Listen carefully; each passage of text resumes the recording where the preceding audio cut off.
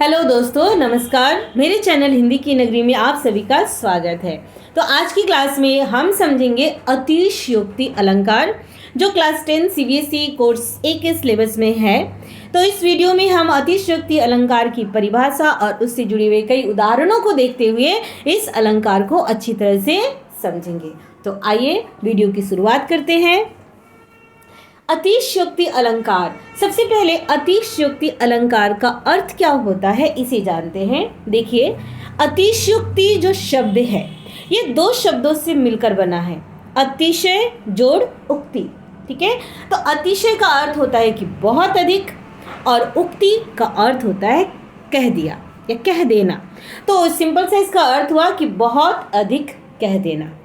ठीक है, अब देखिए इसकी परिभाषा। जहां किसी वस्तु का इतना बढ़ा चढ़ाकर वर्णन किया जाए कि सामान्य लोक सीमा का उल्लंघन हो जाए, वहां पे अतिशयोक्ति अलंकार होता है। अतिशयोक्ति अलंकार यानी कि जब किसी वस्तु का, किसी व्यक्ति का इतना बढ़ा चढ़ाकर प्रशंसा हो कि वो लोक सीमा का उल्लंघन कहा जाए। ठीक है, मतलब अत्यधिक जब बढ़ा चढ़ाकर प्रशंसा करते हैं वहां पर अतिशयोक्ति अलंकार होता है। अर्थात जब किसी व्यक्ति या वस्तु का वर्णन करने में लोक समाज की सीमा या मर्यादा टूट जाए तो वहां अतिशयोक्ति अलंकार होता है। ठीक है, आगे देखते हैं। कुछ उदाहरणों के द्वारा हम इस अतिशयोक्ति अलंकार को अच्छी तरह से समझेंगे। जैसे यहाँ पे देखिए, पहला उदाहरण है, हनुमान की पूंछ में लगन न पाई आग, सगरी लंका जल गई, गए निशाचर भाग। ठीक, तो इस उदाहरण में ये कहा गया है कि हनुमान की पूंछ में आग लगने से पहले, यानी कि हनुमान की पूंछ में लगन न पाई आग, अभी तक हनुमान की पूंछ में आग लगी ही नहीं और सगरी लंका जल गई और सारे निशाचर भाग खड़े हुए। तो कहने का अर्थ यहाँ पे अतिशयोक्ति अलंकार है, क्योंकि ये बिल्कुल भी असंभव है ना। जब अभी हनुमान की पूंछ में आग लगने से पहले ही पूरी लंका जलकर राख हो गई और सारे निशाचर राक्षस भाग खड़े हुए, ये बात बिल्कुल असंभव है। तो इसलिए ये अतिशयोक्ति अलंकार के अंतर्गत आएगा। ठीक, अगला उदाहरण देखिए। अगला उदाहरण है, देख लो साकेत नगरी है यही, स्वर्ग से मिलने गगन में जा रही।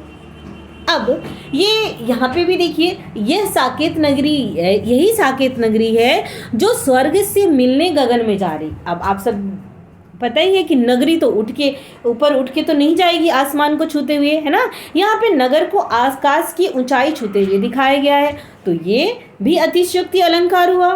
ठीक है, यहाँ उदाहरण व्याख्या दिया हुआ है इस पंक्ति का कि इस उदाहरण में साकेत नगरी के ऊंचे भवन को आकाश की ऊंचाई छूते हुए दिखाया गया है, अतः यहाँ पे भी अतिशयोक्ति अलंकार है। अगला उदाहरण देखिए, लहरें व्योम चूमती उठती। लहरें यानी जो लहरें होती है नदियों की, समुद्रों की, वो लहरें व्योम यानी आसमान चूमती उठती। ठीक है, तो इस उदाहरण में दिखाया गया कि समुद्र की लहरों को आकाश चूमते हुए कहकर उनकी अतिशय ऊंचाई का उल्लेख किया गया है ना। मतलब इतनी अत्यधिक ऊंचाई तो हो नहीं सकती कि वो आकाश को छू सके। ठीक है, तो यहाँ पे भी अतिशयोक्ति अलंकार हुआ।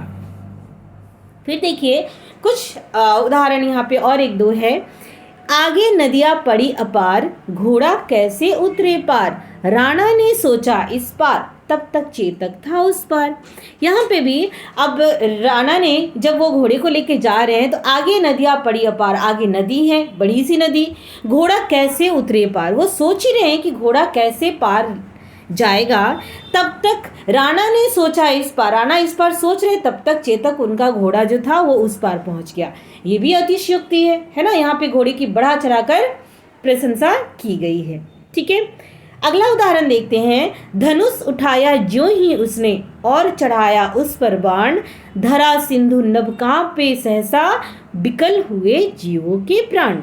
यहाँ पे धनुष उठाया जो ही, जैसे ही राम ने धनुष उठाया और उस पर बाण चढ़ाया, धरा सिंधु, बाण चढ़ाते ही, बाण छोड़ा नहीं है, बाण चढ़ाने से पहले ही सारी धरा और सिंधु, धरती और समुद्र, सब नभ आकाश सभी कांपे सहसा, सब कांप उठे और विकल हुए जीवों के प्राण। ठीक है, तो यहाँ पे भी अतिशयोक्ति अलंकार हुआ। तो आशा करती हूँ कि आप सभी को अतिशयोक्ति अलंकार अच्छी तरह से समझ आए होंगे। तो मेरे चैनल को लाइक और सब्सक्राइब अवश्य कीजिएगा। मिलते हैं अगले वीडियो में। धन्यवाद।